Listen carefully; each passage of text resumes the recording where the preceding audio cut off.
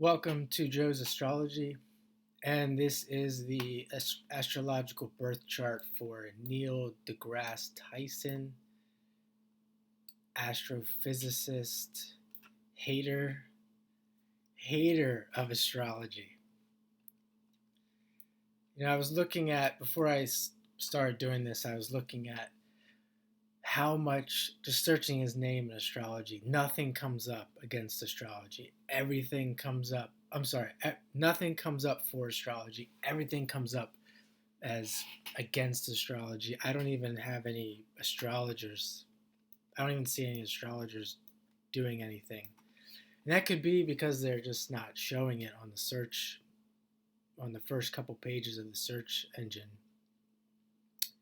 And you should, if you're watching this, that should be alarming to you. That this person just his beliefs he can just come out and talk this much on something like astrology that has so much depth and evidence and research behind it. And there's nothing. This, from what I could see, there's no talk about in between. Astrology it's just astrology's bullshit. Astrology's fake, etc., etc. So let's get into his chart here and see. Part of the reason why, if we were going to give him some credit for his ideas, he's got Sagittarius rising. So we see, okay, ruler of his chart is Jupiter, true seeker. Jupiter's here with Neptune in the 11th in Scorpio. Okay, maybe a guy who's into the occult.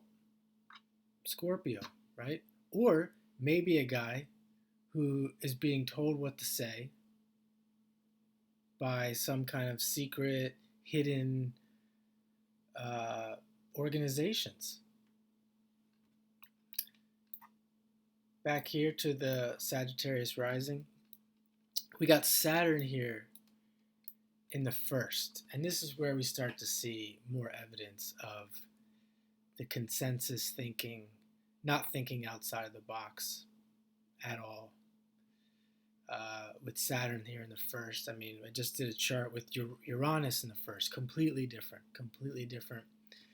This is really going to set the tone for the rest of his chart, having this Saturn in the first house.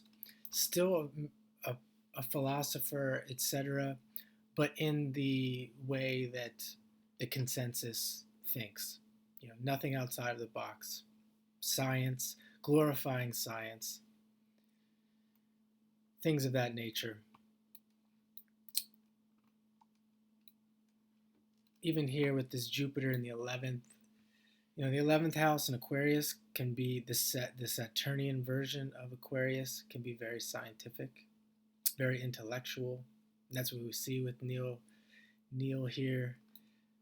He's got Sun in Libra. Sun in Libra in the 10th, with Venus there in the 10th, and Mercury in the 10th. This guy is very concerned with his status. He's not going to, with Libra there, he's not going to say anything that's going to disrupt his image. So he's going to, whatever the public believes, the majority of the public, that's what this guy's going to go with. Pluto in the 9th, so he is, 9th house Pluto, a religious seeker, philosopher, etc. In his case, it's in Virgo, and he has all these scientific themes. He's really searching for the truth through the lens of science as the public perceives it.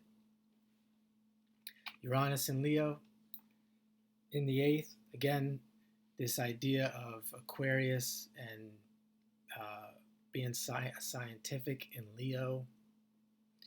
He wants to be known. He wants to be seen for his act, his scientific act that he puts on, as opposed to being a scientist, behind the scenes. Moon in the 7th in Cancer. The Sun in Libra, Moon in Cancer, Moon in the 7th. He's really wants to reflect the public's opinion. He wants to appease the public.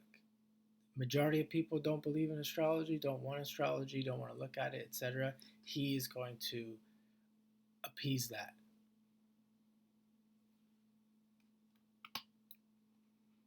Mars in the 6th, making a trine to that Mercury, Venus, Sun.